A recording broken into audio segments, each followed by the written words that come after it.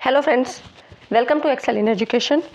Friends, आज की इस वीडियो में हम लोग करंट अफेयर्स से कुछ टॉपिक्स को डिस्कस करेंगे, क्योंकि एनटीए के द्वारा जो क्वेश्चन बनाए जाते हैं वो आपके करंट अफेयर से भी रिलेटेड होते हैं। करंट अफेयर कहाँ कहाँ से बनते हैं, जैसे कि पीपल डेवलपमेंट एंड एनवायरनमेंट, वहाँ से बनते हैं। आईसीटी, जो नए नए इस क्षेत्र में कुछ अगर सुधार हुए या कुछ भी ऐसी चीज़ें जो कि नए आए हैं टेक्नोलॉजी से संबंधित, और आपके हायर एजुकेशन से, तो यहाँ से करंट अफेयर्स के काफ़ी क्वेश्चंस बनते हैं। तो इन्हीं सब टॉपिक्स को हम यहाँ डिस्कस करेंगे। आज की जो वीडियो का है ये पार्ट 1 है, ठीक है। तो आप लोग इस पे चैनल पे बने रहिए, चैनल को ज्वाइन ज़रूर कर लीजिए, क्योंकि इस तरह से आने वाली वीडियो के नोटिफिकेशंस आपको मिल जाएंगे। चैनल को सब्सक्राइब करिए और टेलीग्राम चैनल को भी ज्वाइन करें, ठीक है, जिससे कि वहाँ पे मैं PDF के फॉर्म में आपको चीज़ें प्रोवाइड कर देती हूँ, कंटेंट आपको वहाँ पे मिल जाता है। और मैंने पीपल डेवलपमेंट एंड एनवायरनमेंट की 100 क्वेश्चंस की सीरीज़ जो है शुरू की है, तो उसमें पार्ट 1 पार्ट 2 इस तरह से आ चुके हैं, आप लोग देख लीजिएगा। क्योंकि वहाँ पे जो क्वेश्चंस हैं वो 2019 से लेके 2022 तक जितने भी क्वेश्चंस थे इंपॉर्टेंट थे, उन सभी को लेके उनसे रिलेटेड चीज़ों को भी मैंने वहाँ पे कंसीडर किया है। तो आप लोग देख लेंगे, आपके लिए काफ़ी हेल्पफुल होंगी वो वीडियोज़। तो आप लोग देख लीजिएगा, प्लेलिस्ट में आपको सब मिल जाएगा।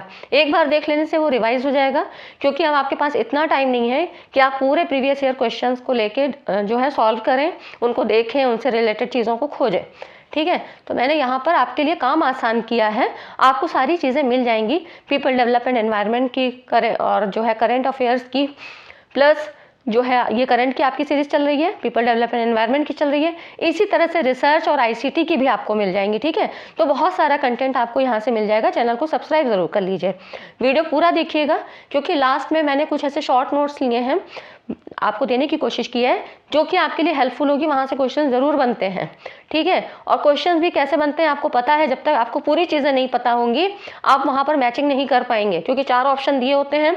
अब इसमें से ABC सही है, BCD सही है, कौन सा ऑप्शन किस कन्फिगरेशन में बैठेगा ये आपको बिल्कुल भी अंदाज़ा नहीं लग पाएगा जब तक आप चीज़ें सब नहीं जानेंगे, ठीक है। तो वीडियो को पूरा देखिएगा और अपने फ्रेंड्स में भी शेयर करिए, वीडियो को लाइक करिए। चलिए आगे स्टार्ट करते हैं।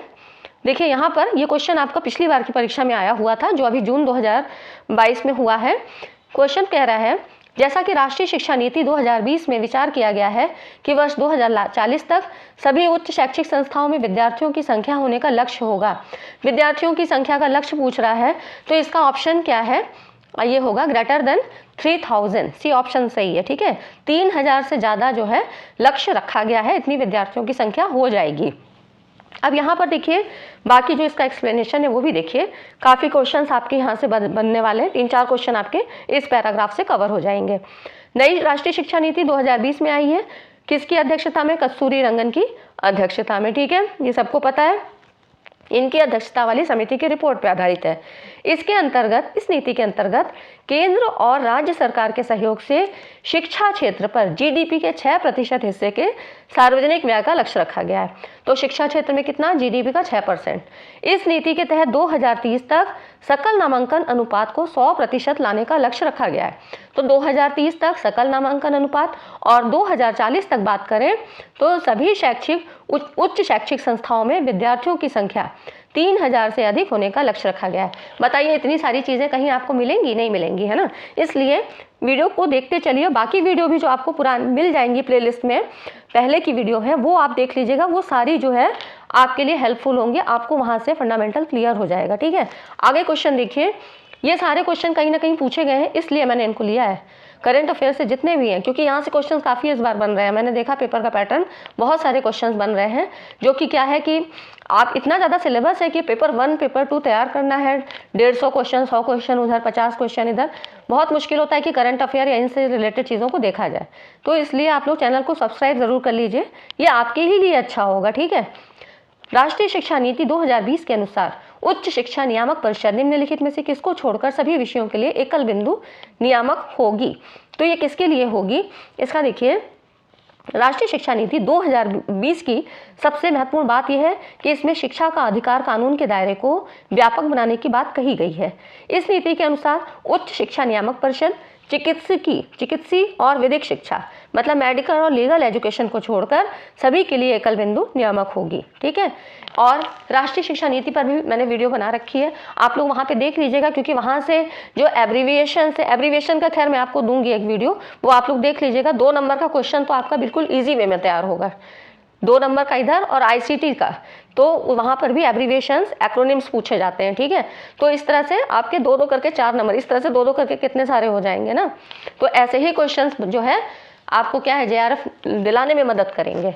यहाँ पर देखिए अगला क्वेश्चन है, निम्नलिखित में से किस कार्यक्रम में प्रत्येक विद्यार्थी किंचित 6 से 8 ग्रेड में भारत की भाषाएं मतलब लैंग्वेज ऑफ इंडिया संबंधी एक कौतुक परियोजना या कार्यकलाप में भाग ले सकेगा, मतलब पार्टिसिपेट कर सकेगा। तो कौन सा इसमें ऐसा कार्यक्रम था? तो यहाँ पर देखिए इसका ऑप्शन है एक भारत श्रेष्ठ भारत। अब ये जो digital India, make in India, पढ़े भारत बढ़े भारत, ये सब क्या थी? ये सब योजनाएं थी, परियोजनाएं थी, जो कि प्रोजेक्ट थे, इन पर कुछ काम किया गया था, है ना। तो यहाँ पर इसी की कह रहा है एक भारत श्रेष्ठ भारत कार्यक्रम में देश में प्रत्येक विद्यार्थी 6 से 8 ग्रेड में भारत की भाषाएं लैंग्वेज ऑफ इंडिया संबंधी एक कौतुकपूर्ण परियोजना या कार्यकलाप में भाग ले सकेगा। इसका उद्देश्य क्या था? भारत भर के लोगों को भारत के विभिन्न राज्यों की विभिन्न भाषाओं को सीखने और उनके मध्य समझ को बढ़ावा देना था।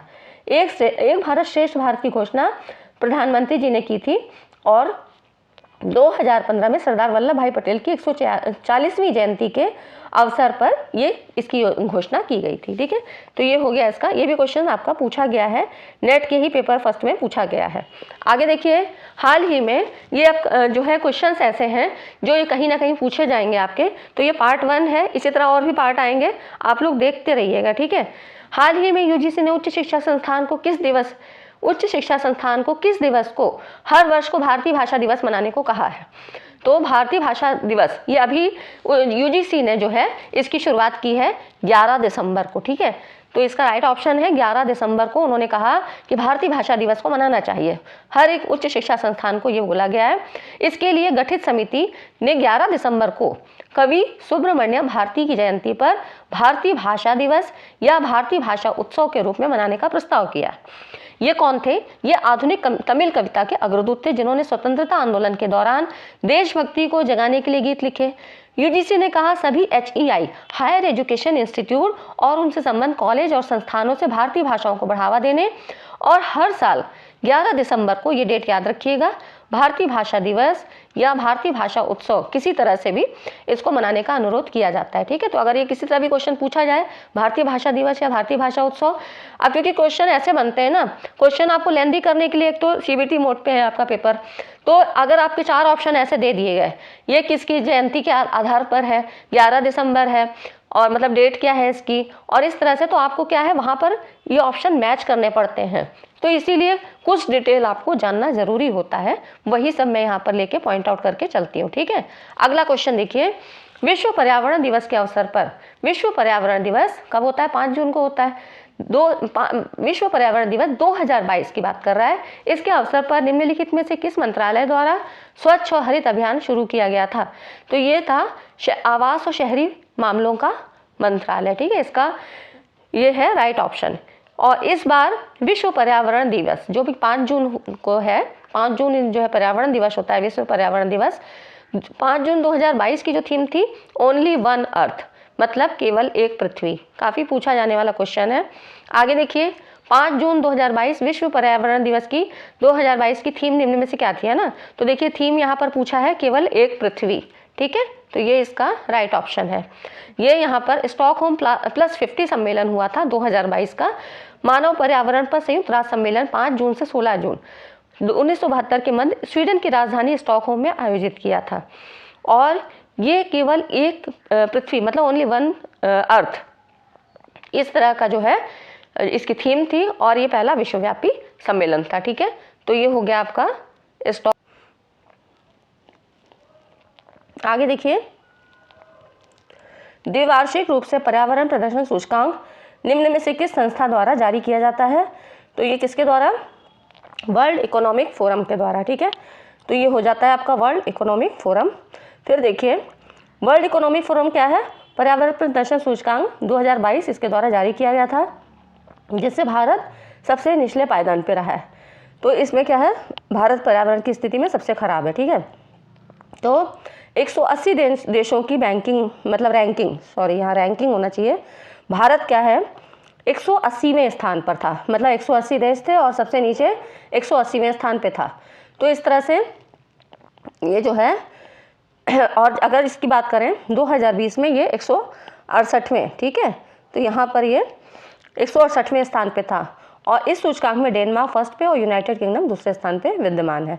तो मतलब जो भारत की रैंकिंग है कितनी, सबसे नीचे 180। फिर यहाँ पर देखिए जून 2022 में निम्नलिखित में से किस राज्य या केंद्र शासित प्रदेश ने समुद्र तटों के समग्र प्रबंधन के लिए बीच विजिल ऐप ये लॉन्च किया है?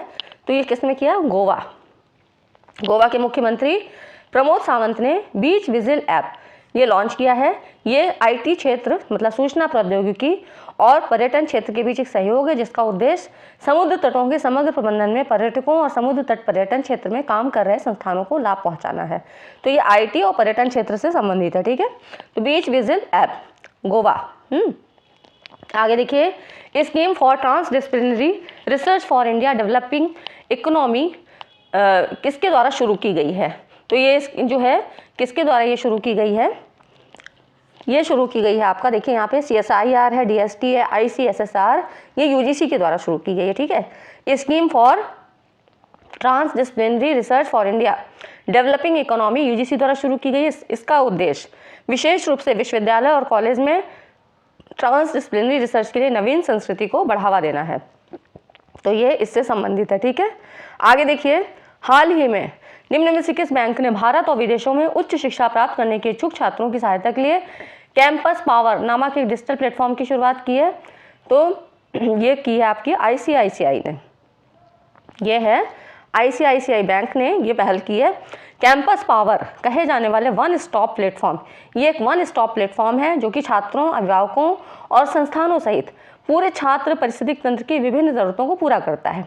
यहाँ पर मतलब एक ही स्थान पे क्या है, बैंकिंग और मूल्यवर्धित मतलब जो भी उनकी ज़रूरत का चीज़ें हैं उन सभी की वो फैसिलिटी प्रदान करता है, जिससे कि कहीं पर जैसे अलग अलग सिस्टम में स्टूडेंट्स को नहीं जो है प्रयास करना पड़ता है और ये क्या है कि सभी के लिए अच्छा रहता है, ठीक है।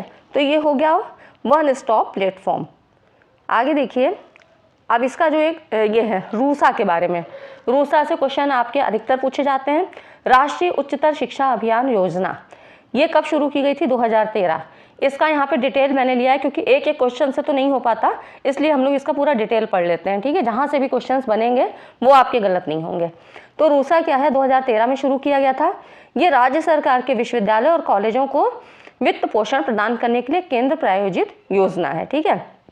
मतलब फाइनेंस का काम करती है राज्य सरकार के विश्वविद्यालय और कॉलेजों को। इसका मुख्य उद्देश्य राज्य संस्थानों की गुणवत्ता में सुधार, क्वालिटी में सुधार करना, संबद्धता, शैक्षणिक और परीक्षा प्रणाली में सुधार सुनिश्चित करना है। ये सारे इसके काम हैं। अब सबसे ज़्यादा जो क्वेश्चन बनता है वो यहाँ तक बनता है कि कब तक इसको जारी रखने की जो है इसकी डेट क्या है, जैसे कि मतलब ये कब तक चलाया जाएगा या इसकी जो है कार्यप्रणाली कब तक है, किस डेट तक है।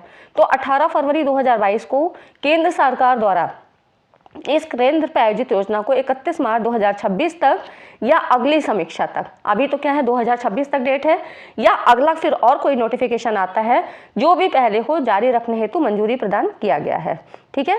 योजना के नए चरण के तहत लैंगिक समावेशन, समानता संबंधी पहल, सूचना और संचार प्रौद्योगिकी, व्यावसायिक शिक्षा और स्किल परफॉर्मेंस, इन सब में रोजगार पाने की संभावना को बढ़ाने के लिए केंद्र सरकार राज्य सरकारों को सहायता प्रदान करेगी। ये सब इसके काम है, ठीक है।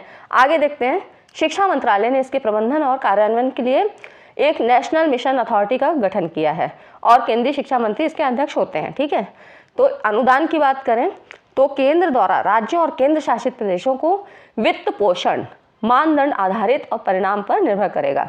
मतलब जो वित्त है वो क्राइटेरिया पे और इसके रिजल्ट पे जो है निश्चित होता है। ये सामान्य श्रेणी के लिए कितना है, 60:40, ठीक है। 60:40 के अनुपात में है सामान्य श्रेणी के लिए। विशेष श्रेणी के राज्यों के लिए 90 और 10 के अनुपात में है और केंद्र शासित प्रदेशों के लिए 100% के अनुपात में है। अगर उद्देश्य की बात करें तो रूसा का मुख्य उद्देश्य क्या है, ग्रॉस एनरोलमेंट रेशियो GER में सकल नामांकन अनुपात में वृद्धि करना है और उद्देश्य क्या है, ये नए मॉडल डिग्री कॉलेज और नए समव्यावसायिक कॉलेज बनाने का प्रयत्न करेगा और विश्वविद्यालय और कॉलेजों को ढांचागत सहायता प्रदान करेगा। ठीक है, तो ये इसका जो है इंफ्रास्ट्रक्चर का भी काम होता है। फिर संकाय, फैकल्टी की ज़रूरतें और सुधार कार्यक्रम रूसा का ही एक भाग है। उच्च शिक्षा के साथ पॉलिटेक्निक जैसे व्यावसायिक शिक्षा के तालमेल के लिए भी प्रयास करना है। और लास्ट है संस्थानों के सुधार, पुनर्गठन और निर्माण क्षमता का समर्थन करना। तो ये सारी चीज़ें रूसा से संबंधित हो गई। यहाँ से 1-2 क्वेश्चन ज़रूर बनते हैं, ठीक है, कई बार पूछे गए हैं और यहाँ से बनते हैं, इसीलिए इनको क्वेश्चन फॉर्म में ना लेके मैंने यहाँ पे पूरा डिटेल आपको दे दिया है। ठीक है, आगे देखते हैं। नव भारत साक्षरता कार्यक्रम, ये सारे कार्यक्रम्स हैं, इनसे क्वेश्चन बन रहे हैं, इसलिए इनको भी जानना ज़रूरी है। और सबसे ज़्यादा जिनका भी लक्ष्य 2030 या 2040 तक है, वो क्वेश्चंस आपके आते रहेंगे। जब तक भी आपकी परीक्षा 2030 तक जितनी भी होंगी, वो क्वेश्चन यहाँ से बनने ज़रूर हैं। 16 फरवरी 2022 को केंद्र सरकार के द्वारा राष्ट्रीय शिक्षा नीति 2020 और जो अभी घोषणा हुई 2021 और 22 की बजट घोषणाओं के अनुरूप वयस्क शिक्षा के सभी पहलुओं को कवर करने के लिए प्रौढ़ शिक्षा के इस नई योजना को मंजूरी प्रदान किया गया। क्या? नव भारत साक्षरता कार्यक्रम। तो किससे संबंधित है? प्रौढ़ शिक्षा। ठीक है, वयस्क शिक्षा के सभी पहलुओं को कवर करने के लिए प्रौढ़ शिक्षा की नई योजना को मंजूरी प्रदान की गई है। इसकी अवधि क्या है? 2022 से 2027 तक। ठीक है, क्वेश्चन तो जरूर बनेगा यहाँ से। इस योजना के तहत देश के सभी राज्यों और केंद्र शासित प्रदेशों में 15 वर्ष या उससे अधिक आयु के गैर साक्षर लोगों को यहाँ पर कवर किया गया है। तो ठीक है, राज्य और केंद्र शासित प्रदेश दोनों में ही 15 वर्ष से या उससे अधिक। तो क्योंकि यहाँ पे क्या है, प्रौढ़ शिक्षा का कार्यक्रम है, इसलिए ये जो है एज लिमिट बताई गई है। ठीक है, तो ये हो गया आपका नव भारत साक्षरता कार्यक्रम। ठीक है फ्रेंड, जाते जाते वीडियो को लाइक ज़रूर करिए, और क्योंकि देखने वालों की संख्या काफ़ी रहती है पर लाइक करने वाले बहुत कम रहते हैं, तो इसलिए लाइक ज़रूर करा करिए, हमारा भी मोटिवेशन बढ़ता है। और मेरा फिर प्रयास रहता है कि मैं और अच्छी वीडियो आपके लिए और जितनी हेल्पफुल हो सके, आपका JRF क्लियर हो, ऐसी जो है कंटेंट यहाँ पे प्रोवाइड करूँ।